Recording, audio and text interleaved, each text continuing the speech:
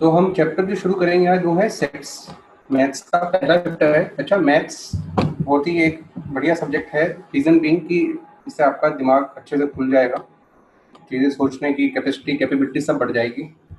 तो हम धीरे धीरे लेके चलेंगे इसको। और आपको अगर जहाँ पे भी जिस पॉइंट पे भी समझ नहीं आएगा आप वो मुझे चैट के थ्रू बता देंगे, तो मैं वो चेक कर लूँगा, उसके अकॉर्डिंग ही मैं अपना स्पीड रखूँगा। तो एनसीईआरटी में पहला चैप्टर है सेट्स। तो आपको ये स्क्रीन दिख रही है जो एक मैंने शेयर करी हुई है आपके साथ, जिसमें पीडीएफ है, ये आपको दिख रहा है?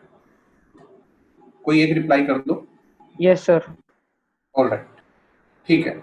ये आपको एक पीडीएफ दिख रही है जो मैंने स्क्रीन पे शेयर करी हुई है, ये आप लोग देख पा रहे हैं। चलो मैं स्टार्ट कर रहा हूँ।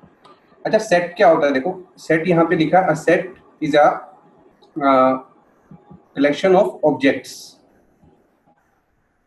एक सेकेंड, हाँ। Set is a collection of objects.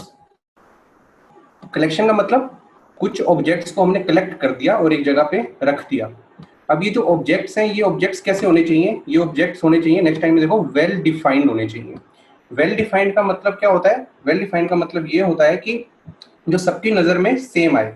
मतलब जैसे मैं ये एक एग्जांपल दे रखे हैं जिसके नीचे, जो दूसरा एग्जांपल है उसको अगर आप ध्यान से देखो, उसमें लिखा है the collection of positive numbers.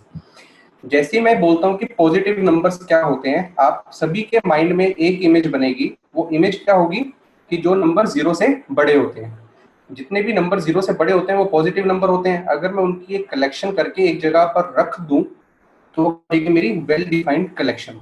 तो the collection of a positive numbers, ये क्या है? Well defined collection. अगला एग्जांपल देखता हूं अगर मैं, नेक्स्ट एग्जांपल देख रहा हूं जो मैं, वो क्या है? The collection of people born after 1980।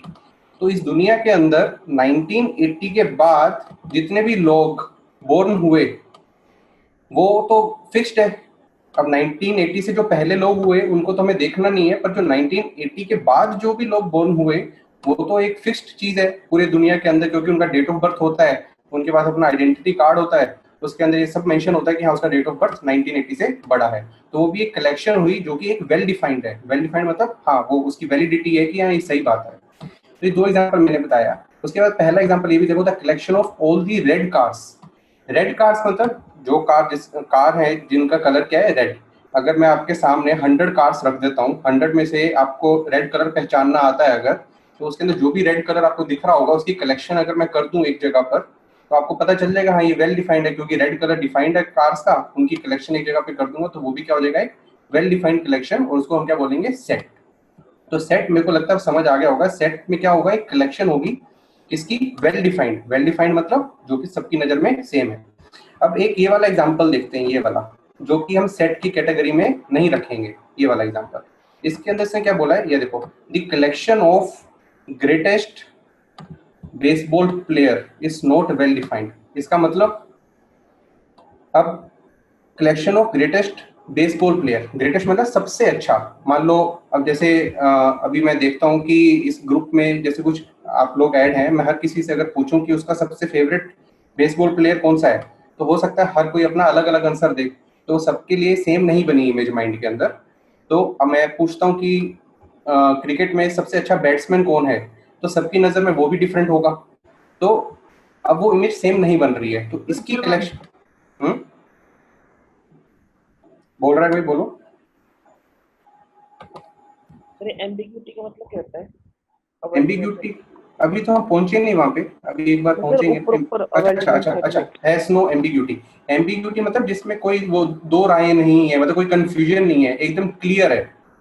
मतलब a well defined set has no ambiguity मतलब कोई कंफ्यूजन नहीं हो रही। जैसे ये वाला एग्जांपल था कि जो लोग 1980 के बाद बोर्न हुए हैं वो क्लियर है सबके माइंड में, उसमें कोई शक नहीं है कि वो 1980 के बाद पैदा हुआ था या पहले पैदा हुआ था, क्योंकि आइडेंटिटी कार्ड उसको क्लियरली हमें बता देगा।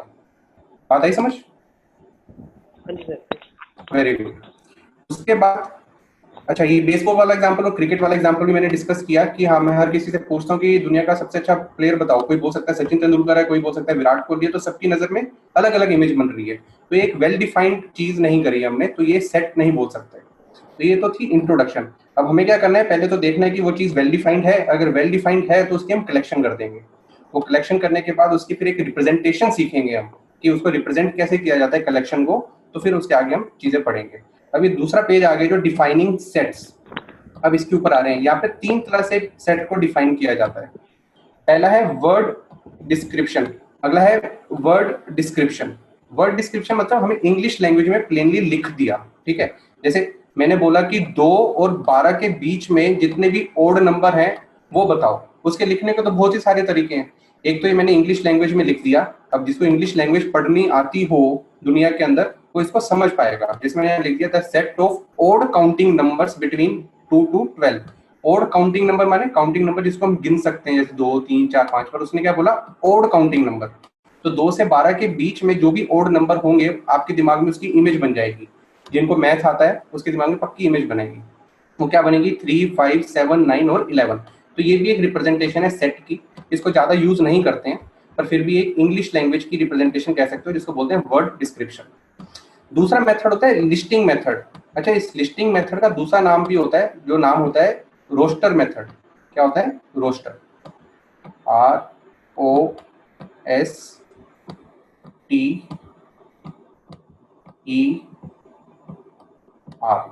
इसको हम रोस्टर मेथड भी कहते हैं। रोस्टर क्या होता है, एक लिस्ट बना देते हैं। जैसे हमने वर्ड डिस्क्रिप्शन में बोला, इस इंग्लिश लैंग्वेज को हम इस फॉर्म में रिप्रेजेंट कर रहे हैं। ये एक बहुत ही इंपॉर्टेंट फॉर्म है, सबसे ज्यादा यूज होने वाली फॉर्म कौन सी, रोस्टर फॉर्म और लिस्टिंग मेथड। इसके अंदर क्या करना है, स्टार्टिंग में आप 2 ब्रैकेट, एक ये वाली ब्रैकेट देख रहे हो और एक ये वाली ब्रैकेट देख रहे हो। ये पहली ब्रैकेट मतलब यहाँ पे सेट को हम स्टार्ट कर रहे हैं बनाना। ये वाली करली ब्रैकेट बोलते हैं इसको। कैसा सिंबल यूज करेंगे, ये कर्ल बना दिया। ये वाली ब्रैकेट से आप शुरू करोगे सेट को लिखना इस फॉर्म में। उसके अंदर क्या लिखोगे, जोन जोन से भी एलिमेंट्स आपको वेल डिफाइंड इधर आपको दिखे थे, वो कौन कौन से दिखे थे, 3 5 7 9 और 11। वो आपने यहाँ पे लिख दिए 3 5 7 9 और 11। और हर एक ऑब्जेक्ट, हर एक एलिमेंट को कॉमा से सेपरेट करना है। और जब आपकी लिस्ट पूरी हो जाए तो ऐसी करली ब्रैकेट एक यहाँ पर यूज करेंगे। तो यहाँ पर वो सेट को हमने बंद कर दिया। इसी को मैं बोल रहा था, ये क्या होगी आपकी है भाई, वेल डिफाइंड कलेक्शन। किसकी, जो यहाँ पे मैंने बोला कि odd counting numbers between 2 and 12, 3 5 7 9 and 11। यहाँ तक समझ आया सबको, एक बार बोलो। हाँ जी सर। आ रहा है Yes, समझ, yes sir. Very good very good. एक सेकंड, चैट पे किसी ने मैसेज किया है, सर हम मैथमेटिकल टूल्स, ये सारी बातें मैं बाद में आपको बताऊंगा आखिरी के 10 मिनट के अंदर कि आगे कैसी चीजें चलेंगी। पहले हम थोड़ा पढ़ लेते हैं, आखिरी के 10-15 मिनट में मैं आपको और बहुत सारी चीजें बताऊंगा जो आपके आगे यूज होंगी, ठीक है। अच्छा, तीसरी form set builder notation form, ठीक है। जो आपके एनसीईआरटी में नाम दिया हुआ है वो सेट बिल्डर फॉर्म ही दिया हुआ है, दूसरा नाम आपको जानने की जरूरत नहीं है। इसको ये भी बोला जाता है, पर ये आपको कहीं दिखेगा नहीं, किसी भी क्वेश्चन में नहीं दिखेगा नाम। आपको बस पहला नाम याद रखना है, सेट बिल्डर नोटेशन। इसके अंदर क्या करते हैं, ये वाली रिप्रेजेंटेशन यूज की जाती है जो यहाँ पे लिखा है। अब ये भी एक इंग्लिश लैंग्वेज जो वर्ड डिस्क्रिप्शन थी, और जो दूसरा लिस्टिंग मेथड है, रोस्टर मेथड, इन दोनों का कॉम्बिनेशन है। इसके अंदर क्या करना है, करली ब्रैकेट यूज करनी है, क्योंकि सेट बना रहे हैं, कलेक्शन बना रहे हैं, तो शुरुआत इसी ब्रैकेट से होगी हमेशा। अब उसके अंदर क्या करना है, एक एलिमेंट आएगा जिसका नाम मैंने बोल दिया एक्स। एक्स एक वेरिएबल है जो कि सेट के अंदर आएगा। जैसे यहाँ पे तो साफ साफ दिखा था ना, 3 5 7 9 11 आ गया। इसी को हम दूसरे फॉर्म में लिख रहे हैं जो यहाँ पर है। ये क्या कह रहा है, करली ब्रैकेट। करली ब्रैकेट के अंदर क्या आया, यहाँ पे एक एक्स। एक्स क्या है, एक एलिमेंट। अब उस एलिमेंट के बारे में हम डिफाइन करेंगे, वो कहाँ पे डिफाइन करेंगे, इस लाइन के बाद। ये जो लाइन दिख रही है ना, इस लाइन के बाद हम इस वाले एक्स का मतलब लिखेंगे कि ये एक्स क्या हो सकता है। एक्स क्या हो सकता है ये लिखेंगे। ये क्या है, वर्टिकल लाइन। वर्टिकल लाइन को हम बोलते हैं, इसको बोलते हैं सच दैट, जैसे कि, माने कि, इस तरीके से, ठीक है। क्या बोल रहा हूं मैं, इस सेट को शुरुआत करने के लिए ब्रैकेट, उसके अंदर कौन आएगा, ये एक्स। और ये एक्स कैसा होगा, उसका मतलब हम इस लाइन के बाद लिखेंगे। इस लाइन के बाद मैंने इस एक्स का मतलब लिख दिया। वो मतलब क्या लिखा है, लिखा है x is a counting number, x is a counting number and x is odd and is x should be less than 12। मैंने बोल दिया कि ये सेट के अंदर जो एक्स है वो क्या क्या वैल्यू ले सकता है, वो ऐसी वैल्यू ले सकता है। ये फिर वही बात होगी जो मैंने वर्ड डिस्क्रिप्शन में लिखा था, माइंड में इमेज बन जाएगी 3 5 7 9 और 11, वो यहाँ पे मैंने लिख दी। तो हुआ क्या, Sir, हाँ जी बोलो। but sir, it should also come that x is greater than 2. X greater than 2। 2. हाँ, इसने लिख दिया ना यहाँ पे, देखो पहला, एक सेकेंड, हाँ, counting numbers between 2 and 12, x is odd. ठीक है ठीक है, सही बात है। एक्स इज ओड होना चाहिए था और साथ में लिखा आना चाहिए था ग्रेटर देन 2, यहाँ पे आना चाहिए था, यहाँ पे। हाँ जी सर, यहाँ तो 1 पे एक ऐड हो जाता है ना इसके अंदर। हाँ हाँ सही बोल रहे हो, यहाँ पे x इज ग्रेटर देन 2 आना चाहिए। बिल्कुल सही, इसने भी बोला, बहुत बढ़िया। तो x is a counting number, x is odd and x is less than 12। तो यहाँ तक क्लियर हुआ? हाँ जी सर। बहुत बढ़िया, ठीक है। अच्छा, जो जो मैंने यहाँ पर सब समझाया वो यहाँ पर मतलब लिख दिया गया है, वो यहाँ पर लिख दिया गया है। अच्छा, मैंने क्या बोला, ये जो तीन जो चीजें मैंने समझाई इसके बारे में यहाँ पे सब कुछ लिखा हुआ है। इसके अंदर आपको बस ये पहले 3 पॉइंट पे ध्यान देना है और ये आखिरी वाले पॉइंट पे ध्यान देना है। चौथे पॉइंट पे ध्यान देने की जरूरत नहीं है, इसका कोई यूज नहीं है। अच्छा, यहाँ पे मैंने लिखा x, आपकी मर्जी, आप यहाँ पे y भी लिख सकते हो कि y such that y is counting number, y is odd and y is less than 12। y को तो हम डिफाइन कर देंगे ना, ऐसा कुछ नहीं है कि x लिखना है या y लिखना है या z लिखना है, कोई भी एक डिफाइन कर दो, उससे काम चल जाएगा। ठीक, आगे बढ़ते हैं। तो ये तो सेम चीज वही लिखी है कि करली ब्रैकेट का यूज होता है, कोमा से सेपरेट किया जाता है, यहाँ पे x का यूज कर रहे हैं और ये symbol x is read such that, ये मैंने आपको बता ही दिया। अब मैं नेक्स्ट पेज पे चल रहा हूँ, नेक्स्ट पेज पे आ रहे हैं। अब यहाँ पे देखो, यहाँ पर अब नया टॉपिक है जिसका नाम है सेट मेंबरशिप। मेंबरशिप का मतलब क्या होता है कि कहीं पे अकाउंट खुलवा लेना। सेट में एक मेंबरशिप देना मतलब सेट में किसी का अकाउंट खुलवाना। अब उसके लिए एक सिंबल यूज होगा। अब मैं बात करता हूँ, आप ये वाला देखो, जैसे एक सेट है ये वाला, ये सेट के अंदर क्या लिखा है, करली ब्रैकेट से स्टार्ट, करली ब्रैकेट से एंड, और यहाँ पे लिखा है 2 3 5 7। अच्छा, ये ब्रैकेट के अंदर ये तो कलेक्शन लिख दी, इसको हम एक नाम भी दे देते हैं। जैसे इक्वल टू में मैंने s लिख दिया ना, इस सेट का नाम हो गया s। आप t भी लिख सकते हो, a भी लिख सकते हो, कोई भी लिख सकते हो, पर एक ही अल्फाबेट से डिनोट किया जाता है सेट को, और वो अल्फाबेट हमेशा क्या होना चाहिए, कैपिटल। कैसा होना चाहिए, कैपिटल। कभी भी छोटा लेटर यूज नहीं करेंगे कि जैसे यहाँ पे कैपिटल S है और आप स्मॉल s से डिनोट कर रहे हो इसको, वो गलत हो जाएगा। ना ही आप ऐसे कोई 2 लेटर भी यूज नहीं करोगे, जैसे आपका मन किया कि आपने S बोल दिया और साथ में एक T भी बोल दिया, और आपने ये, प्लीज ये जो आप कर रहे हैं ये मत करो, ये जो आपने ड्रॉ किया अभी। तो S इक्वल टू 2 3 5 7। अच्छा ठीक है, अब यहाँ पर देखो 2 भी सेट को बिलोंग कर रहा है, 3 भी सेट को बिलोंग कर रहा है, 5 भी सेट को बिलोंग कर रहा है, 7 भी सेट को बिलोंग कर रहा है। तो ये मेंबर्स हैं इस सेट के, तो इन्हीं को मेंबरशिप मिली है, किसको, इन सेट्स को, किसके अंदर, इस सेट वाले S वाले सेट को मिली है। इस S वाले सेट में मेंबरशिप मिली है किसको, 2 3 5 7 वाले को। अब ये मेंबरशिप को कैसे डिनोट किया जाता है, एक सिंबल यूज करते हैं, ये वाला, ये क्या है, बिलोंग्स टू। ये सिंबल क्या है, बिलोंग्स टू। जैसे मैंने बोला 2 क्या इस सेट S को बिलोंग कर रहा है, क्या 2 की मेंबरशिप दी गई है S को, S के पास 2 की मेंबरशिप है, तो 2 बिलोंग्स टू मैं यहाँ पर क्या लिखूंगा, S। मतलब 2 S को बिलोंग कर रहा है तो मैं लिख दूंगा 2 बिलोंग्स टू S। ये सिंबल क्या है कि S की मेंबरशिप 2 के पास है। और जैसे मैं लिखता हूँ 4 क्या मैं लिख सकता हूँ, बिलोंग्स टू S।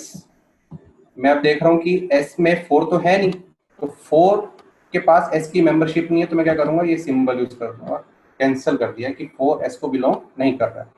तो यहाँ पे मैंने क्वेश्चन दिया, ये पहला, इस 2 बिलोंग्स टू 0 2 4 6, इसका आंसर क्या है, यस 2 बिलोंग कर रहा है। एक और सेट है कोई 1 3 5 7 9 वाला, इसके अंदर मैं पूछता हूँ क्या 2 बिलोंग कर रहा है सेट को, आंसर क्या देंगे, नो। तो ये नहीं कर रहा। तो यहाँ पे लिखा है, इसका मतलब सिंबल, ये वाला सिंबल का मतलब क्या है कि वो एलिमेंट है उस सेट का। इसका मतलब क्या है वो, अच्छा ये मैंने एरो इस तरीके से यूज कर दी है, एक्चुअली में इस तरीके से एरो यूज की जाती है, तो यहाँ पर दे रखी है इस तरीके से, is not an element of S। तो इस तरीके से हम करेंगे। अच्छा, अब यहाँ पर सम इम्पोर्टेंट सेट्स। अच्छा, कुछ जैसे आपने भी 10th क्लास में पढ़ा होगा, नेचुरल नंबर क्या होते हैं, होल नंबर क्या होते हैं, इंटीजर क्या होते हैं, वो फिक्स्ड है, वेल डिफाइंड है कि नेचुरल नंबर सबको पता है कि क्या होता है, कि 1 से शुरू होता है, फिर 2 आता है, फिर 3 आता है। तो पहले से ही वेल डिफाइंड है कि नेचुरल नंबर जो है वो वेल डिफाइंड है, सबको, जिसको मैथ आता है उसको पता है कि नेचुरल नंबर क्या आता है, क्या होता है। पर जिसको मैथ नहीं आता उसको हम बता देंगे कि ऐसे ऐसा होता है, उसको मानना पड़ेगा वो, और उसकी नजर में भी वो वेल डिफाइंड हो जाएगा। तो नेचुरल नंबर क्या है, 1 2 3। अच्छा, मैं कितने लिखूंगी नेचुरल नंबर, 3 के बाद 4 आ जाएगा, 5 आ जाएगा, 6 आ जाएगा, वो तो चलता ही रहेगा, एंड नहीं है। तो जब एंड नहीं होता है तो आप क्या लिखो, 3 4 एलिमेंट लिख दो, जैसे 1 2 3 लिख दिया, उसके बाद कोमा लगा के 3 डॉट लगा दो। ये फिक्स तरीका है एक सेट को रिप्रेजेंट करने का जिसका एंड नहीं होता, चलता जाता है वो। तो हमें पता लग जाएगा कि इसको देखिए कि 1 2 3 4 5 अप टू चलता जाएगा, एंड नहीं है, लेकिन एंड में ये ब्रैकेट तो फिर भी यूज होगी। तो ये क्या हो गया, कभी भी आपको बोले कोई नेचुरल नंबर का सेट, या तो आप ये वाली लिख के दे दोगे फॉर्म, या फिर सिर्फ और सिर्फ आप क्या लिख दोगे, कैपिटल एन। कैपिटल एन लिखते ही कोई भी जो मैथ जानता है वो समझ जाएगा कि आप किसकी बात कर रहे हो, नेचुरल नंबर की बात कर रहे हो। तो एन किसके इक्वल हो जाएगा, एन इक्वल हो जाएगा इस वाली सेट को। तो नेचुरल नंबर के सेट को रिप्रेजेंट किया जाता है इस कैपिटल एन से, और नेचुरल नंबर इनफाइनाइट होते हैं, इसलिए डॉट डॉट डॉट लगा के चलता जाएगा। नेक्स्ट है डब्ल्यू। डब्ल्यू किसको रिप्रेजेंट करता है, होल नंबर्स को। होल नंबर्स क्या होते हैं, 0 से शुरू होते हैं, तो 0 1 2 3 ये भी क्या होगा, एंड तक चलता जाएगा। इसका भी कोई एंड नहीं है, तो इसे 3 डॉट लगा दी कि चलता जाएगा। याद रखना है कि होल नंबर को किससे डिनोट किया जाएगा, डब्ल्यू से। फिर आता है इंटीजर्स, आई।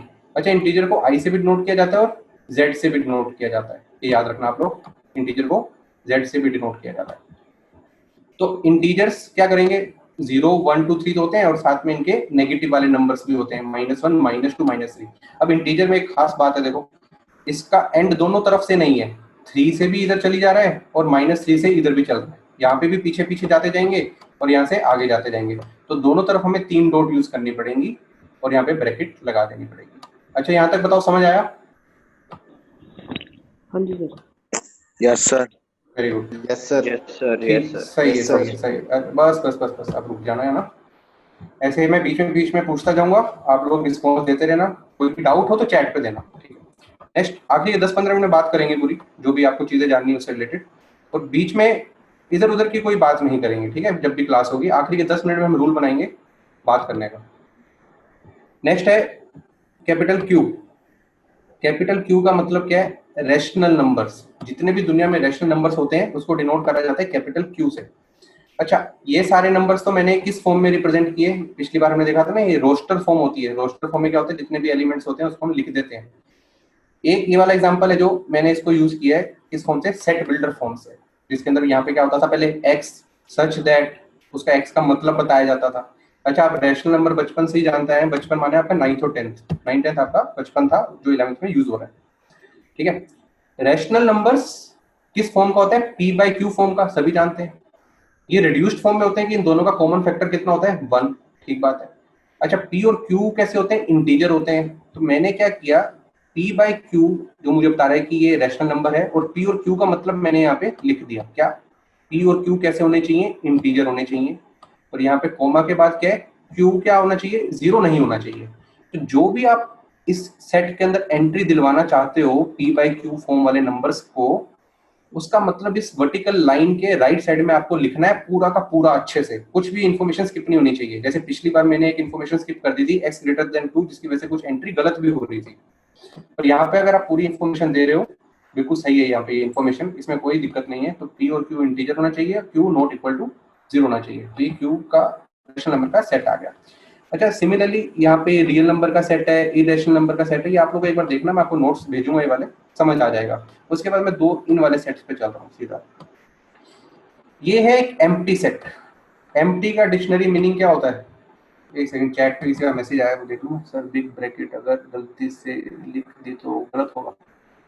बिग ब्रैकेट क्या होती है, बिग ब्रैकेट नहीं है कुछ, करली ब्रैकेट यूज करनी है सिर्फ सेट्स के अंदर, कोई और ब्रैकेट यूज नहीं होगी, सिर्फ करली ब्रैकेट स्टैंडर्ड फॉर्म है, आपको ये दिमाग में रखना है। एम्प्टी सेट, एम्प्टी सेट का मतलब क्या होगा, खाली। देखो, सेट हमने शुरू करा इस वाली ब्रैकेट से, सेट हमने एंड किया इस वाली ब्रैकेट से, इसके अंदर कुछ दिखाई नहीं दे रहा है, मतलब क्या, वो खाली है। तो एम्प्टी सेट मतलब सेट की ब्रैकेट्स दिखा दो बस, उसके अंदर कुछ भी मत डालो तो वो एम्प्टी हो जाएगा। The set that contains nothing, set में कुछ भी नहीं है। अच्छा, एम्प्टी सेट को हम इस फाई से भी नोट करते हैं। अच्छा, मैंने क्या किया, ये दिया, ये बना दिया मैंने, इसको देख के आपको क्या पता चलेगा, ये क्या है, एक एम्प्टी सेट। अच्छा, इस एम्प्टी सेट को ये भी तरीका है दिखाने का, या फिर इसी को आप क्या दिखा सकते हो, इस सिंबल से भी दिखा सकते हो, 5। जैसे नेचुरल नंबर्स ये थे ना, एक तो इस फॉर्म में दिखा रहे थे कि ब्रैकेट के अंदर 1 2 3, और साथ में इसको मैं कैसे दिखा सकता था, n से। सिमिलरली एम्प्टी सेट को क्या दिखाऊंगा, ये ब्रैकेट्स 2 दिखा दिए, अंदर कुछ है नहीं, या तो इसको कैसे दिखा दूंगा, इस वाले सिंबल से। जैसे वहां पे n था, यहाँ पे ये 5, इसको क्या बोला जाता है, 5, PHI। Excuse me sir. Yes yes yes, बोलो बोलो सर। सर नल सेट किसे बोलते हैं? इसी को, एम्प्टी सेट को ही। Okay sir, very good. Empty set ही नल सेट है, जैसे नाम होते हैं ना दो, एक घर का और एक बाहर का स्कूल का तुम्हारा नाम होता है, जैसे ऐसे इसके दो नाम है, एक एम्प्टी सेट और एक नल सेट, कईयों के नाम है दो दो, तो ये सही है, पूछते जाओ ऐसे, बढ़िया है, ऐसे पूछते जाना। उसके बाद क्या है यूनिवर्सल सेट। यूनिवर्सल सेट का मतलब हम थोड़ी देर में देखेंगे जब आगे पहुंचेंगे, अभी इतना जल्दी समझ नहीं आएगा ये, तो यूनिवर्सल सेट को मैं बाद में डिस्कस करता हूँ थोड़ा। अब मैं नेक्स्ट पेज पे जा रहा हूँ। अच्छा ये बताओ अभी तक समझ आ रहा है? Yes sir. Speed, yes sir. Speed तेज तो नहीं है? No sir. चलो बढ़िया। अभी तो हुआ है 447, अभी बहुत टाइम हमारे पास, अच्छे से पढ़ेंगे, ठीक है। अच्छा यहाँ पे तो क्या है, रैशनल नंबर्स की डेफिनेशन लिखी है 10th क्लास वाली, ये आप देख लेना, जिसको नहीं पता थी उसका मतलब मैंने यहाँ पे लिख दिया। उसके बाद देखो ये इंपॉर्टेंट है। अच्छा ये वाला जो सेट है देखो, द सेट, अच्छा ये ब्रैकेट शुरू हुई, ये ब्रैकेट एंड हुई, उसके बीच में क्या है ये फाइव तो एक एम्प्टी सेट होता था। हुआ क्या, ये सेट के अंदर एक एलिमेंट है, वो एलिमेंट कौन है, एक कोर सेट जो कि फाइव था। मतलब दोबारा बोल रहा हूँ, अभी जो मैंने बोला समझ आ गया तो अच्छी बात है, पर दोबारा रिपीट कर रहा हूँ। एक सेट है, मान लो ये क्या है, दिखने में लग रहा है खाली है, तो इसको मैं एम्प्टी सेट बोल रहा हूँ, पर इसके अंदर अगर मैं फाइव लिख देता हूँ तो एक एलिमेंट है जो कि फाइव है, वो इस वाले सेट का एक एलिमेंट बन के आया है, मतलब फाइव है जो इस वाले सेट को बिलोंग कर रहा है। तो मैं क्या कह सकता हूँ कि ये वाला सेट है, जो वाला ये वाला सेट, ये एक एम्प्टी सेट नहीं है। रीजन बीइंग कि मैंने जो सेट स्टार्ट किया इस ब्रैकेट से शुरू किया, इस ब्रैकेट से एंड किया, और उसके बीच में एक एलिमेंट को एंट्री दे दी, वो एंट्री क्या है फाइव। फाइव खुद क्या होता है, एक और ये होता है। तो मतलब इसको मैं बोल सकता हूँ कि ये वाली जो चीज है ये इस तरीके से दी हुई है, ये एक सेट बना, उस सेट का मैंने एंड किया, उसके बीच में एक एलिमेंट है, वो एलिमेंट क्या है, एक कोर से ये वाला एलिमेंट बना हुआ है, ठीक है। और ये इसको मैं फाइव भी बोल सकता हूँ, तो इसमें यहाँ पे फाइव का सिंबल भी दिखा दिया। तो एक सेट जिसके अंदर एक एलिमेंट है जो कि इस शेप का है, इस रूप का है, ठीक है। तो ये एम्प्टी सेट नहीं है, ठीक है। अगर केवल और केवल सिर्फ ये लिखा होता फाइव, इसके इधर लेफ्ट साइड और राइट साइड ब्रैकेट नहीं है, तो मतलब ये खुद ही, ये तो फिर एक एम्प्टी सेट है, क्योंकि मैंने बताया एम्प्टी सेट को ये बोलते हैं। पॉइंट समझ आया? Yes sir. बाकी बच्चे बोलो। Yes sir. चलो ठीक है। अब नेक्स्ट ही 4 क्वेश्चन है अपने पास, ठीक है। अच्छा यहाँ पे बोल रहा है कि 5 belongs to A B C, ये पहला क्वेश्चन। अच्छा मैं अगर पूछता हूँ कि ए है जो ए, क्या ए बिलोंग कर रहा है इसको, इस वाले को? Yes sir. Yes sir. बिल्कुल कर रहा है, ठीक है। अच्छा एक रूल बनाते हैं, जो समझ ना आए तब बोल देना, ठीक है। A belongs to A B C, ये बात सही है। ऐसी मैं अगर बी लिखता हूँ तो B belongs to B C. अच्छा पर मैं अगर लिखता हूँ, ठीक है, अगर मैं बोलता हूँ कि 5, क्या 5 बिलोंग कर रहा है इसको? Yes sir. नहीं कर रहा। वो तब करता अगर मैंने ये सेट बनाया होता, यहाँ पे एक ऐसे एलिमेंट होता 5, फिर कोमा ए, फिर यहाँ पे होता बी, फिर होता सी। अगर अब मैं पूछता क्या 5 इसको बिलोंग कर रहा है, इस वाले सेट को? Yes sir. हाँ इसमें बिलोंग कर रहा है, तो मैं बोल सकता हूँ कि 5 बिलोंग्स टू दिस सेट। पर इसके अंदर ब्रैकेट के अंदर एक 5 ने एक एंट्री नहीं ली है, तो 5 बिलोंग नहीं कर रहा है इस एबीसी को, इस वाले सेट को। बात आई समझ? Yes sir. ठीक, चलो नेक्स्ट एग्जांपल। तो इसका पहले का आंसर क्या है? नो। नो। ठीक, नेक्स्ट 5 बिलोंग्स टू दिस। अब देखो सेट की शुरुआत हुई इस ब्रैकेट से, सेट की शुरुआत हुई, एंड हुआ इस ब्रैकेट से। तो हमें पता है, रूल है कि सेट की स्टार्टिंग ब्रैकेट होती है और एक एंड ब्रैकेट होती है। इसके अंदर 2 एलिमेंट आए हैं, कैसे पता चला मुझे? इस कोमा से पता चला, ये कोमा है ना यहाँ पे? Yes sir. इस कोमा से पहले एक ये वाला एलिमेंट है और एक दूसरा एलिमेंट है, ये खुद एक ये वाला एलिमेंट, ठीक है। तो 2 एलिमेंट है, एक ये 5 और एक ये वाला 5 जिसकी इधर एक ब्रैकेट लगी हुई है। तो ये अलग तरीके से 2 एलिमेंट्स आए हैं इस वाले सेट के अंदर। अच्छा अब मैं पूछता हूँ क्या 5 जो है बिलोंग कर रहा है इस वाले सेट में? Yes sir. 5 क्या बिलोंग कर रहा है सेट को? Yes sir. Yes sir. Yes sir. कर रहा है ना, ये 5 इस वाले को बिलोंग कर रहा है, क्योंकि यहाँ पे दिख रहा है। अच्छा ये बताओ, ये एलिमेंट है जो ये वाला, ये एक एलिमेंट की फॉर्म में आया हुआ ना सेट के अंदर। देखो पूरा का पूरा सेट यहाँ से शुरुआत हुआ था, यहाँ पे एंड हुआ। एक ये वाला एलिमेंट है और एक ये पूरा का पूरा एलिमेंट है, ठीक है। तो क्या ये भी बिलोंग कर रहा है सेट को? Yes sir. ये वाला पूरा का पूरा एलिमेंट दिख रहा है ना, इस सेट के अंदर, तो ये भी बिलोंग कर रहा है। Yes sir. बहुत बढ़िया, ठीक। तो पहले वाले में 5 बिलोंग नहीं कर रहा, दूसरे वाले में ये वाला एलिमेंट भी बिलोंग कर रहा है। दो ही एलिमेंट है, एक ये वाला एलिमेंट ये भी बिलोंग कर रहा है, और एक इस तरह का ब्रैकेट वाला एलिमेंट भी है ना, ये वाला, ये भी बिलोंग कर रहा है। ठीक, तो 2 क्लियर हो गए अपने पॉइंट। नेक्स्ट बताओ, तीसरा मैंने ठीक लिखा है गलत लिखा है? ध्यान से सोचना, 1 मिनट के लिए 10 सेकंड के लिए सोचो, फिर आंसर बताओ। गलत है सर। गलत है ना? Yes sir. रीजन? क्योंकि देखो मैं बता रहा हूँ रीजन। कर्ली ब्रैकेट है। हाँ मैं रीजन कर्ली बता रहा हूँ। ब्रैकेट। हाँ, सेट शुरू हुआ ऐसे, पर इसके इस सेट के अंदर एक ही एलिमेंट है ये वाला, पर उस एलिमेंट के अराउंड तो ये ब्रैकेट्स हैं। उसने तो सिर्फ पूछा ये वाला एलिमेंट, अकेला ये वाला एलिमेंट तो है ही नहीं। एलिमेंट कौन सा है? ब्रैकेट के साथ वाला एलिमेंट है। बात आई समझ? Yes sir. चलो, यस सर। तो ये चीज भी क्या है? गलत। तो पहला भी गलत था, दूसरा ठीक है। क्लियर? चलो नेक्स्ट पॉइंट देखो। अब ये बताओ, ये चीज ठीक लिखी है गलत लिखी है? बताओ।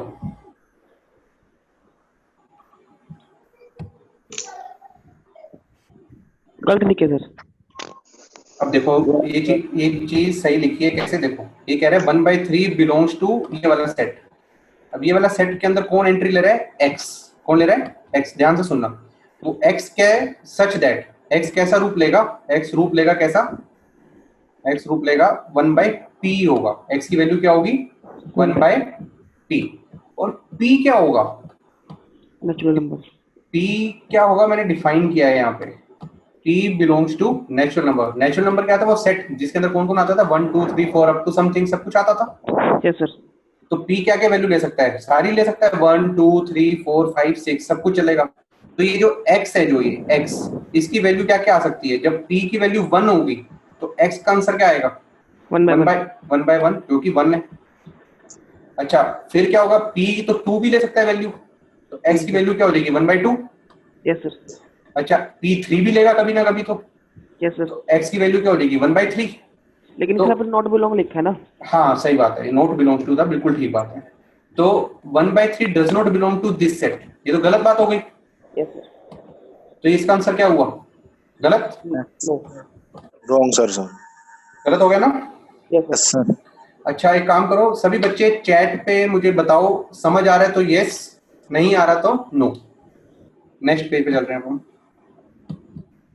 अच्छा, नेक्स्ट टॉपिक है आपका सेट कार्डिनैलिटी।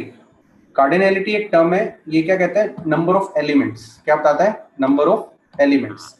जैसे पहले सेट मेंबरशिप पढ़ी थी कि सेट का मेंबर कौन बनेगा।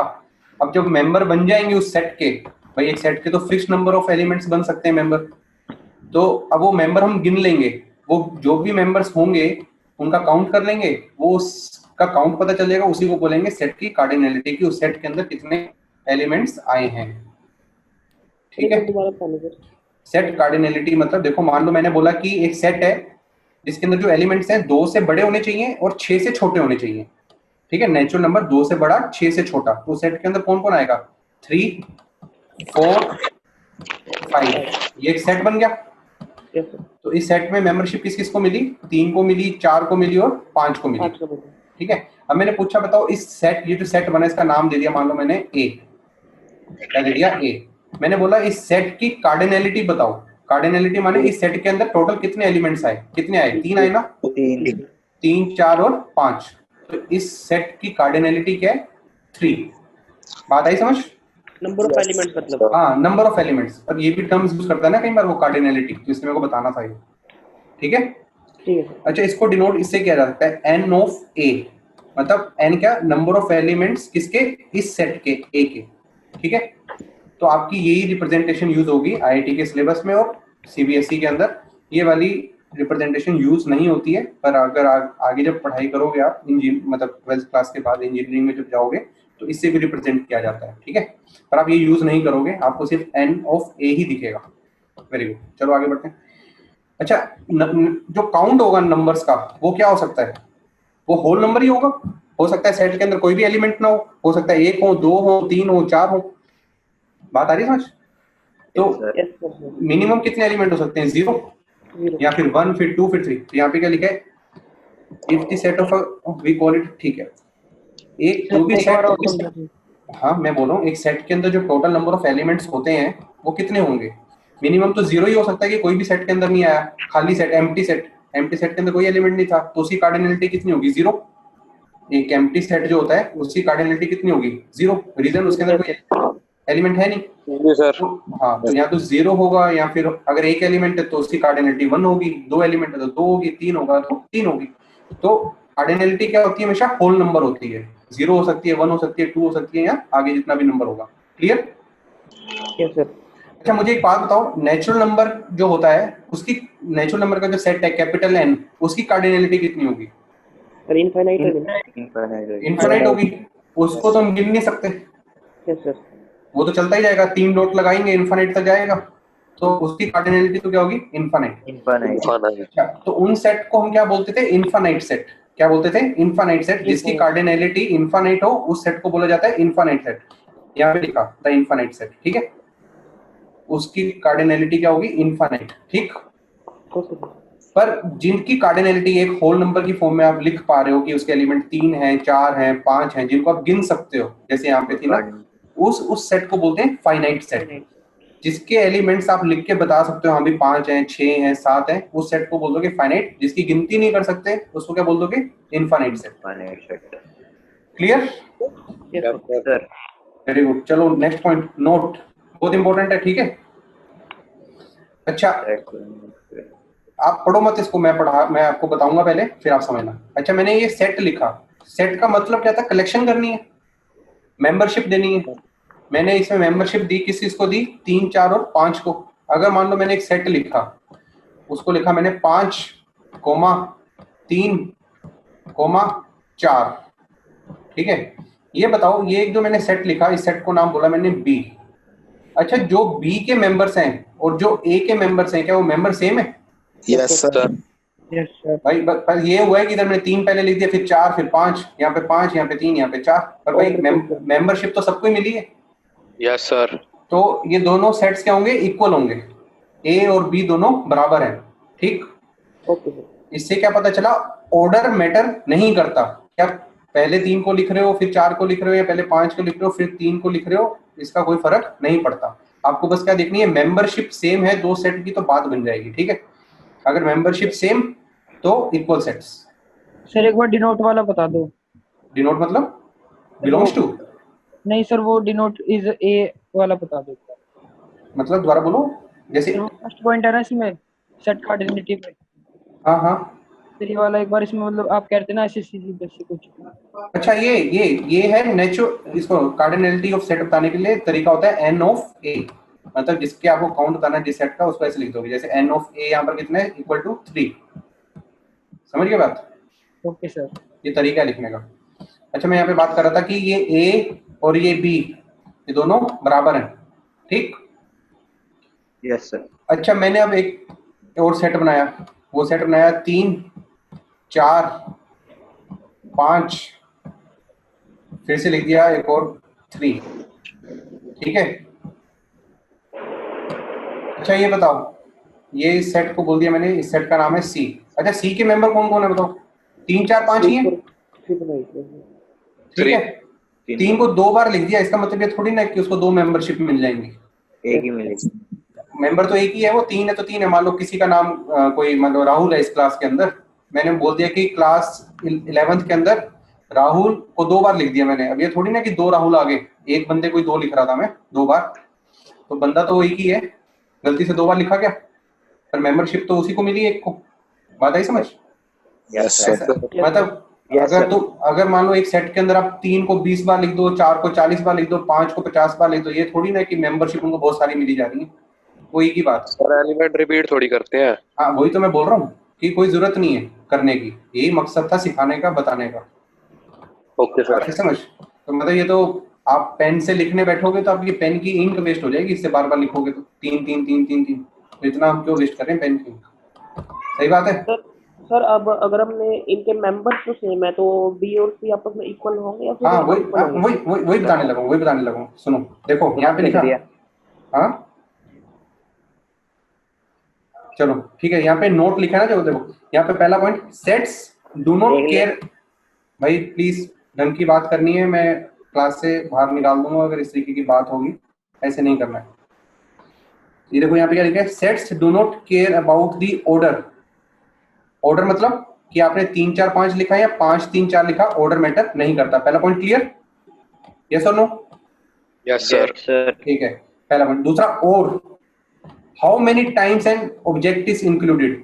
तो सेट डू नॉट केयर मतलब सेट को फर्क नहीं पड़ता कि आप उसका ऑर्डर क्या लिखो और एक एलिमेंट को कितनी बार लिखो, वो इमटेरियल है, उसका कोई मतलब नहीं है। आप एक बार लिखो या 3 बार लिखो, बात एक ही पड़ेगी। तो ए सेट, बी सेट, सी सेट तीनों ही बराबर हैं। बात आई समझ? Yes sir. अच्छा, मैं कार्डिनलिटी की भी बात करूं तो ए की कार्डिनलिटी कितनी है? 3। बी की कार्डिनलिटी भी कितनी है? 3। सी की भी कार्डिनलिटी कितनी होगी? 3 होगी। ठीक है, ये नहीं कि 3 को 2 बार लिख दिया तो इसके 4 एलिमेंट्स दिख रहे हैं तो 4 बोलोगे, इसकी भी कितनी बोलोगे? 3। क्लियर? यस और यहाँ पे लिखा है कि इसके अंदर जो भी एलिमेंट आ रहे हैं बार बार रिपीट हो रहे हैं, ओल्ड स्टाइल। इसने बोला कि ये वाला सेट, ये वाला सेट और ये वाला सेट, ये तीनों सेट के सेम सेट है।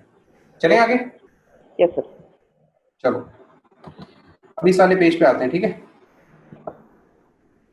अब ये क्या कह रहा है, नंबर ऑफ एलिमेंट्स बताने। ठीक है, यस सर। अच्छा बताओ ए में कितने एलिमेंट्स हैं? 5। 5 तो पहले का आंसर कितना हो गया? 5। Yes sir. इसमें कितने एलिमेंट्स हैं? 55 नहीं ये 2 4 6 अप टू 100। 50 हो गया। अच्छा 1 से लेके 100 तक गिनती कितनी होती है? 100। Yes sir. इसके अंदर सिर्फ 90 आएंगे सर। सुनो सुनो ध्यान से सुनो, 1 से लेके 100 तक कितना होता है टोटल? 100। पर यहाँ पे तो सिर्फ क्या लिखे हैं? इवन नंबर लिखे हैं। Yes sir. 50 तो हो ये गया। आधे हो जाएंगे, 100 का आधा कितना हो गया? 50। 50 यस सर। तो बी का आंसर कितना आया? 50। 50 यस अच्छा इस सेट सी की बताओ। इनफाइनाइट। हाँ नहीं, ये इसने देखो एंड में 100 नहीं 99 नहीं लिखा, डॉट डॉट डॉट लगा दिया, मतलब कहाँ तक जा रहा है? इनफाइनाइट तक। इनफाइनाइट है। तो सेट सी की कार्डिनलिटी कितनी हो जाएगी? Infinite. Infinite. Clear? Yes sir. Set D की कितनी होगी? 3। हाँ, इसमें रिपीट हो रही है चीजें पर डिस्टिंक्ट चीजें देखनी है। 1 2 3 तीन ही शक्लें हैं जो अलग अलग हैं। ठीक है, इसकी कितनी होगी? 3। ठीक, यस सर। सेट ई का बताओ। 6। 11 4 5 1 3 5 7 9 और 11। ठीक है, यस सर। कितना आ जाएगा? 5 सर 1 3 6 होएगा 5 7 9 11। ध्यान से गिनो, 6 सर। 6 हो जाएगा। ठीक है, आया समझ? Yes sir. चलते हैं आगे, चलते हैं। ये मैं आपको नोट्स भेज दूंगा आज। Next topic is set equality. अभी हमने सेट इक्वालिटी देख चुके हैं, ठीक है, फिर भी हम दोबारा देख रहे हैं। सेट इक्वालिटी माने सेट का इक्वल होना। So yes. सेट इक्वल कब होते हैं? जब उसके अंदर जो एलिमेंट्स हैं मेंबरशिप दोनों में सेम दिखे। Yes sir. सर सही बात। जैसे मैंने वहां पे एक सेट लिखा था और एक सेट बी लिखा था, वो दोनों इक्वल थे। Yes sir. तो मैंने क्या लिखा था? Sets A and B are equal. उसको क्या लिख सकता हूँ? A equal to B. वो कब होगा? पहला पॉइंट और दूसरा पॉइंट जब दोनों साथ के साथ फॉलो किए जाएंगे। मतलब every element of A is an element of B. जो जो एलिमेंट ए में प्रेजेंट है वो एलिमेंट सेट बी में भी प्रेजेंट होना चाहिए। Yes sir and every element of B is an element of A. तो वो एलिमेंट सेट ए में भी होना चाहिए जो बी का है। बात आई समझ? Yes sir. तो जो एलिमेंट्स दोनों में अगर सेम दिखे और क्या दोनों सेट की कार्डिनलिटी भी सेम बैठेगी फिर तो। Yes sir. Yes sir. दोनों के नंबर ऑफ एलिमेंट्स भी सेम हुए। यस ठीक? सर। चलो तो ये हो गया। In other words if and only if they contain exactly the same elements. अगर उनमें एलिमेंट सेम है तो वो इक्वल। अब ये करें क्वेश्चन। 3 क्वेश्चन है मेरे पास। Yes sir. बताओ ये Equal पहला है। ठीक है, तीनों पार्ट इक्वल है। Yes sir. Yes sir. पहला दूसरा इक्वल है, यस सर। दूसरा तीसरा इक्वल है, यस सर। Yes sir. और पहला और तीसरा भी इक्वल है। Yes sir. तो ये बात सही है, ये तीनों सेट इक्वल हैं। दूसरा बताओ। थोड़ी थोड़ी कट रही है। गलत है सर। एक रॉन्ग है। अच्छा आवाज दूसरा गलत है। Yes, sir. सर अच्छा पहला सेट है उसके अंदर क्या बोला 3 आना चाहिए। ठीक है सर। करेक्ट है सर। ठीक है। गलत है नहीं नहीं नहीं ध्यान से सुनो, दूसरे सेट के अंदर कौन कौन आएगा, कह रहा है x आना चाहिए। x कैसा होना चाहिए, x होना चाहिए नेचुरल नंबर एंड x की वैल्यू 1 से 5 के बीच में होनी चाहिए, मतलब x नेचुरल नंबर भी होना चाहिए एंड मतलब वो ऐसा भी होना चाहिए। तो बताओ ऐसा x जो कि नेचुरल नंबर भी हो और 1 से 5 के बीच में भी हो, वो कौन कौन से होते हैं? 2 3 4। 3 4 सर। 2 3 4 होते हैं। Yes sir. तो पहला सेट तो क्या था 3, यस सर। 3 और दूसरा सेट क्या बना 2 3 4 वाला। Yes sir. ये दोनों तो इक्वल नहीं हुए, ये रॉन्ग हो गया। बात आई समझ? Yes, sir. चलो तीसरा पार्ट बताओ। थक गया कोई शायद, बहुत लंबी सांस ली है किसी ने। चलो तीसरा सेट। अच्छा तीसरे सेट के अंदर बताओ क्या आएगा। भाई ये वाला जो लेफ्ट साइड में सेट है, ये सेट के अंदर कितने एलिमेंट्स आएंगे बताओ। 0। भाई हाँ कह रहे x है, x कैसा होना चाहिए, कह रहे हैं नेचुरल नंबर भी हो एंड वो नेचुरल नंबर कैसा होना चाहिए, लेस देन 0 होना चाहिए। क्या दुनिया में ऐसा नेचुरल नंबर होता है जो कि लेस देन 0 हो? 0 आएंगे 0। No sir. कोई भी नहीं Five. होगा। तो लेफ्ट वाला क्या बना 5, Yes, sir. सही बात। Yes sir. अच्छा राइट वाला बताओ क्या कह रहे हैं y क्या है, कह रहे हैं कि y क्या होना चाहिए, q क्या था rational number, Yes, sir. Sir कह रहे हैं y रैशनल हो एंड साथ के साथ इरेशनल भी हो। क्या दुनिया में ऐसा कोई नंबर होता है जो रैशनल भी हो और साथ के साथ इरेशनल भी हो? No, sir. 5 Empty. 5 कोई भी नहीं होता। तो ये भी क्या हुआ 5। 5। Correct, sir. तो दोनों सेट क्या हुए equal. Yes sir. Yes sir. अच्छा चैट पे बताओ, हाँ बोलो। एक बार दूसरा क्वेश्चन समझ में नहीं आया सर उसमें। ये दूसरे वाला, यस सर। ये वाला। Yes sir. अच्छा लेफ्ट साइड में एक सेट है जिसके अंदर कौन है 3। Yes sir. राइट वाले के अंदर क्या है, कह रहा है कि नेचुरल नंबर हो और वो नेचुरल नंबर कैसा होना चाहिए 1 से 5 के बीच में। वो कौन कौन से होंगे 2 3 4। 2 3 4। तो राइट वाला जो सेट है इक्वल टू के राइट वाला, उसके अंदर तो 2 3 और 4 3 एलिमेंट आ रहे हैं। Yes sir. लेफ्ट वाला जो सेट दिया हुआ था उसमें तो सिर्फ एक ही एलिमेंट दिया हुआ है 3। तो लेफ्ट और राइट बराबर तो नहीं हुआ ना, बोलो। Yes sir. तो ये गलत हो गया, इक्वल नहीं है। तीसरा सेट भी इक्वल, तीसरा सेट तो इक्वल आ गया, दोनों ही खाली। Yes sir. सही बात आया समझ। अच्छा एक बार चैट में बताओ समझ आ रहा है यस और नो, फटाफट।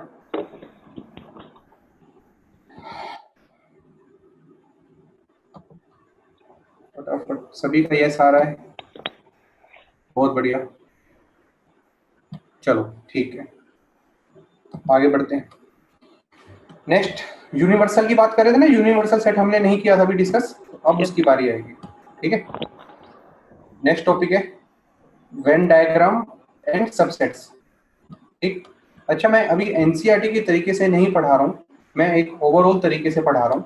जब मेरी 2 क्लास हो जाएंगी तो आपको सारी चीजें कनेक्ट होती हुई दिखेंगी और मजा आएगा। ठीक है फिर तो मैं आपको चलो अभी बस जो मैं कहूँगा उस तरीके से चलते जाओगे, बहुत मजा आने वाला है। ठीक है next universe of discourse. Discourse का मतलब क्या होता है, जिसके बारे में हम बात कर रहे हैं। ठीक है जिसके बारे में हम बात कर रहे हैं। मान लो मैं बात कर रहा हूँ नेचुरल नंबर्स की, किसकी, नेचुरल नंबर्स की, और साथ में मैं बात करने लग जाऊं, मैं बोलने लग जाऊं जो नेचुरल नंबर होते हैं वो इंग्लिश के अल्फाबेट होते हैं। ये बात मैंने गलत बोल दी ना? Yes, sir. अच्छा अगर मैंने बोला कि मैंने लेटर्स लिखे, मैंने लेटर्स लिखे P Q R। अच्छा P Q R जो मैं बात कर रहा हूँ तो आपको लग रहा है ये इंग्लिश अल्फाबेट्स हैं, Yes, sir. तो इनका जो रिलेशन है वो किसके साथ आएगा, पूरी इंग्लिश की जो आपके अल्फाबेट्स होते हैं A to Z उसके साथ ही आएगा। Yes, sir. अच्छा नेचुरल नंबर के साथ तो आएगा नहीं। No, sir. No sir. तो अगर मैं PQR से रिलेटेड बात करना चाहूंगा तो उससे रिलेटेड मुझे एक यूनिवर्स बनाना है, उससे रिलेटेड मुझे उसका एक यूनिवर्स बनाना है। किसका, इस PQR का यूनिवर्स। यूनिवर्स इसका क्या होगा, इंग्लिश के जितने भी अल्फाबेट्स हैं वो इसका यूनिवर्स बन जाएंगे। मतलब अगर मैं बात करता हूँ, एक सेट बनाया मैंने, उसके अंदर लिख दिया मैंने A B P Q R। अच्छा ये बात बताओ, एक ये मैंने सेट लिखा, क्या इस PQR का रिलेशन मैं इस वाले सेट के साथ बना सकता हूँ? Yes sir. हाँ क्योंकि पी क्यू आर की जो कवरेज है, मतलब पी क्यू आर की जो मैं बात कर रहा हूँ, वो इस वाले सेट के अंदर प्रेजेंट है। ठीक है, अगर मैं बात करता हूँ, एक सेट बनाता हूँ जिसके अंदर मैं लिखता हूँ ए कोमा पी कोमा क्यू। अब ये बताओ, ये वाला जो पी क्यू आर था, इस पी क्यू आर का रिलेशन मैं इस वाले के साथ कर सकता हूँ क्या? यूनिवर्स बना सकता हूँ ये? No sir. नहीं बना सकता, नहीं, क्योंकि इसमें आर नहीं है। तो यूनिवर्स हम उसी को कहेंगे जिसके अंदर ये तीनों एलिमेंट्स कवर हो जाएंगे। बात आई समझ? Yes sir. मतलब वो एलिमेंट्स और बाकी और एलिमेंट्स। हाँ, मतलब मिनिमम ये तो आए, उसके अलावा और सब आ जाए। ठीक, क्लियर हुआ? Yes sir. हाँ जी सर। चलो आगे चलते हैं। तो अगर मैं काउंटिंग की बात करूंगा, मतलब मैंने अगर बोला 3 4 5, मैंने 3 4 5 ये तीन एलिमेंट्स बोले, तो 3 4 5 का अगर मैं यूनिवर्स बोलना चाहूं तो क्या मैं बोल सकता हूँ नेचुरल नंबर का सेट है जो 3 4 5 का यूनिवर्स है? Yes sir. Yes sir. Natural number के अंदर 3 4 5 आ जाता है। Yes sir. अच्छा, मैं बोल सकता हूँ इन 3 4 5 का यूनिवर्स इंटीजर का सेट भी होगा पूरा का पूरा? Yes sir. अच्छा, होल नंबर्स की बात करूं तो होल नंबर भी इस 3 4 5 का यूनिवर्स बन जाएगा, यस सर। क्योंकि इसमें 3 4 5 आता ही है। ठीक, यस सर। चलो अब यहाँ पे देखो, यूनिवर्स ऑफ डिस्कोर्स। डिस्कोर्स मतलब जिसके बारे में हम बात कर रहे हैं, जैसे मैं पी क्यू आर के बारे में बात कर रहा था। देखो यहाँ पे लिखा है the set containing all the elements under discussion of a particular problem. बात आ गई है समझ? एक ऐसा सेट जो सारे एलिमेंट्स को कंटेन कर ले जिसके बारे में हम बात कर रहे हैं। ठीक, यस सर। ठीक, ठीक है। Yes sir. अच्छा, अच्छा, यूनिवर्सल सेट को डिनोट किया जाता है इस कैपिटल यू से। किससे? इस कैपिटल यू से। ठीक, यस सर। अच्छा, तो इतना अपना पॉइंट डिस्कस हो गया। तो अभी की आज की हम डिस्कशन इतनी ही करते हैं। नेक्स्ट टाइम से हम वेन डायग्राम के ऊपर जाएंगे। ठीक है? ठीक है सर। अच्छा, अब हम करते हैं दूसरी बातें जो इंपॉर्टेंट है। ठीक है, अब हम दूसरी बातें करते हैं जिसके बारे में, हाँ, ये टाइम टेबल की बात करते हैं। पहले टाइम टेबल दिख रहा है सबको? Yes sir. Yes sir. अच्छा, टाइम टेबल यहाँ पे देखो क्या लिखा है। हाँ, ध्यान से देखो, time table 7th and 8th मई 2020। आज 7 तारीख थी। Yes sir. केमिस्ट्री की लाइव क्लास हुई, मैथ की लाइव क्लास हुई, आज बायो की क्लास नहीं हुई। ठीक है, क्योंकि आज पहला दिन था तो आज 2 ही क्लास कंडक्ट करी हमने। सिमिलरली कल फ्राइडे है, कल मेडिकल वालों की बायो की क्लास होगी पहले, जिसके अंदर आप नॉन मेडिकल वाले फ्री रहेंगे 3:15 से 4:15 तक। पर आप 4:30 बजे फिजिक्स की लाइव क्लास ज्वाइन करेंगे कल। ठीक, पर नॉन मेडिकल वाले बच्चों के लिए मैं एक मैथ की एक असाइनमेंट दूंगा कल के लिए। ठीक है, ओके सर। वो आप कल कंप्लीट करोगे कल में। ओके पीछे सर। भाई, हाँ, आगे सुनो। नेक्स्ट वीक से टाइम टेबल जो 11 से 16 तारीख के बीच में चलेगा, उसके बारे में देखो। इसके अंदर साफ साफ सब कुछ लिखा हुआ है, उसके बारे में ब्रीफ कर देता हूँ। लाइव का मतलब है कि लाइव पढ़ाया जाएगा, जहाँ पे रिकॉर्डिंग वर्ड लिखा है, जैसे ये रिकॉर्डिंग लिखा है, ये रिकॉर्डिंग लिखा है। इसके अंदर आपको इस टाइम पर एक ग्रुप के ऊपर, जो हमने 4th ग्रुप का व्हाट्सएप पे ग्रुप बनाया है, उसके अंदर आपको एक वीडियो भेज दी जाएगी जो आप उस टाइम पे देखोगे। तो वो रिकॉर्डिंग वाली वीडियोस होंगी, उसके अंदर आपको जूम पे आने की जरूरत नहीं पड़ेगी, यूट्यूब की वीडियो मिलेगी जो आप लोग देखोगे। पर जब लाइव क्लास होगी तो आपको उस टाइम आना पड़ेगा। आपको जैसे आज लिंक दिया था हमने, वो लिंक पे आके मीटिंग आईडी देके आप ज्वाइन कर लोगे, पर टाइम पे करोगे। ठीक, अच्छा, कुछ बच्चों का डाउट था कि मैथमेटिकल टूल्स कब कराया जाएगा। अच्छा, मैथमेटिकल टूल्स क्या होता है? मैथ की वो वाली चीजें जो फिजिक्स में यूज होती है। ठीक है, तो अभी आपका फिजिक्स का जो चैप्टर शुरू हो रहा है वो शुरू हो रहा है वेक्टर्स। वेक्टर्स के अंदर कोई भी मैथमेटिकल टूल आपका यूज नहीं होगा। ठीक है, जब आपका फिजिक्स में वेक्टर का चैप्टर हो जाएगा तो फिजिक्स वाले जो सर हैं आपके, रविशंकर सर, वही आपका मैथमेटिकल टूल्स कवर करते चलेंगे। वो उतना उतना कवर करते चलते रहेंगे जितना आपका फिजिक्स में यूज होता रहेगा। तो मैथ का जो मैथमेटिकल टूल्स है वो फिजिक्स का ही पार्ट था, और वो फिजिक्स वाले सर ही कवर करेंगे अपने वेक्टर चैप्टर के बाद। हम मैथ के अंदर अभी सेट्स कर रहे हैं, सेट्स के बाद अगला रिलेशन फंक्शन चैप्टर होगा, वो वाला हम चैप्टर करेंगे। इसके बाद कोई डाउट है तो हाँ बोलो। सर थ्योरी मतलब आती है उसमें एग्जाम में लिखने के लिए? क्या क्या दोबारा बोलो। सर थ्योरी आती है एग्जाम में? किस चीज की? मैथमेटिकल टूल्स की? सर मैथ्स की?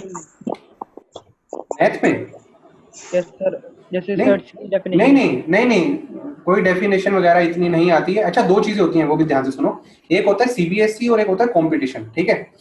सीबीएसई मतलब आपका स्कूल का जो पैटर्न होता है वो फॉलो किया जाता है, स्कूल में जाते हो, स्कूल में टेस्ट होता है, तो उसके अंदर हाँ वो पूछ सकता है कि एम्प्टी सेट क्या होता है, तो आप अपनी लैंग्वेज में लिख सकते हो set which contains no element, वो एम्प्टी सेट है। अगर आपको अच्छे से नॉलेज है, अगर आपको चीज समझ आ चुकी है, तो आप अपनी लैंग्वेज में आप उसको लिख सकते हो। ये जरूरी नहीं है कि आपको बुक में जो लैंग्वेज दी हुई है उसी को याद करके वहीं पे लिखना है। अगर मैं बोलता हूँ कि यूनिवर्सल सेट क्या होता है, तो आपका माइंड मतलब इतना होना चाहिए कि आप खुद ही वहां पर अपनी इंग्लिश लैंग्वेज में उसका आंसर बना दो। यूनिवर्सल सेट क्या लिख दोगे? A set which contains all the elements of a set which are under consideration. जो भी आप सेट के बारे में डिस्कस कर रहे हो, पी क्यू आर के बारे में डिस्कस कर रहे हो, उससे बड़ा सेट हो जिसके अंदर पी क्यू आर आ जाए, तो अपनी लैंग्वेज में लिख दिया। तो इस तरह की डेफिनेशन पूछेगा वो, आप अपनी लैंग्वेज में लिख देना, ठीक है? बात आई समझ? अच्छा, और दूसरी बात, और कोई डाउट है तो पूछो, चैट पे भी पूछ सकते हो, ऐसे भी पूछ सकते हो, पूछो। सर फाई किसी का यूनिवर्सल सेट तो नहीं होता? फाइव तो यूनिवर्सल सेट, फाइव में कोई एलिमेंट नहीं है। फाइव यूनिवर्सल सेट होगा तो अपने खुद का ही हो सकता है बस। अगर मैं बोलता हूँ एम्प्टी सेट का यूनिवर्सल सेट कौन होगा, तो आप क्या उसका आंसर क्या दोगे? फाइव, ठीक है? वो सर उसका इक्वल सेट नहीं हो जाएगा? हाँ, तो मैं क्या बोल रहा हूँ, जैसे पी क्यू आर था, उससे बड़ा एक सेट मैंने एक और बना दिया पी क्यू आर, तो पी क्यू आर उसके अंदर तो कंटेन हो गया ना, तो मतलब मिनिमम उतना एलिमेंट होना चाहिए, ओके, उससे ज्यादा हो तो कोई दिक्कत नहीं है। ठीक है। समझ आई बात? Sir yes yes sir. अच्छा, और कोई क्लास से रिलेटेड, अच्छा आपके कोई पर्सनल डाउट होंगे ना, जैसे कोई सब्जेक्ट से रिलेटेड डाउट है, तो आप वो फोर्थ ग्रुप वाले में मत डालना, वो इंडिविजुअल टीचर को अलग से मैसेज कर देना आप, क्योंकि उस ग्रुप के अंदर हम वो ना चाहे ना कि किसी का एक का डाउट है दूसरे का डाउट ना हो, तो वो चैट भर जाती है, तो इंपॉर्टेंट इन्फॉर्मेशन स्किप हो जाती है। तो आप जो पर्सनल डाउट होगा सब्जेक्ट से रिलेटेड, वो आप इंडिविजुअल टीचर को मैसेज करोगे। और जूम से रिलेटेड कोई प्रॉब्लम है आपको कि हाँ कैसे कनेक्ट किया जाता है या नहीं हो पा रहा है, तो गौरव जी का नंबर आपको दिया ही हुआ है, उन्होंने आपको फोन भी किया होगा, आप उनसे बात कर सकते हो। और टाइम टेबल से रिलेटेड कोई भी इशू हो, वो मुझे आप पर्सनल मैसेज करोगे। मैंने सभी टीचर्स की और भी लिस्ट प्रोवाइड करी है आपको, जिसके अंदर बाकी टीचर्स भी हैं, मैथ के भी 3-4 टीचर्स हैं, फिजिक्स के भी हैं, केमिस्ट्री के भी हैं, आप किसी से भी पूछ सकते हो किसी भी पॉइंट ऑफ टाइम पर। अभी हम स्पीड मतलब, अच्छा आज की स्पीड ठीक लगी आप लोगों को? Yes sir. सारा समझ गया। अच्छा, Yes, ये वाला sir. ये वाला तरीका ठीक लग रहा है कि मैं स्क्रीन शेयर करके पढ़ा रहा हूँ ऐसे? हाँ जी सर। Yes, sir. ठीक है। कोई दिक्कत नहीं है सर, बढ़िया है। हाँ ठीक है। अच्छा, मेरी वीडियो भी दिख रही होगी आपको? हाँ जी हाँ सर। जी सर। ठीक है, जब ध्यान से सुनो, हम पढ़ाई के लिए मिल रहे हैं इसके अंदर, तो हम पढ़ाई से रिलेटेड बात करें और ज्यादा से ज्यादा चीजों को सीखने की कोशिश करें, वही ज्यादा अच्छी चीज है। इधर उधर की चीजों में रहोगे तो कोई फायदा नहीं है। अपना पढ़ाई करो, आपको असाइनमेंट टाइम पे दी जाएगी, उसको टाइम पे कंप्लीट करना, टाइम में सबमिट करना। कोई भी पर्सनल डाउट हो सब्जेक्ट से रिलेटेड या किसी और चीज से रिलेटेड डाउट, वो आप मैसेज करेंगे,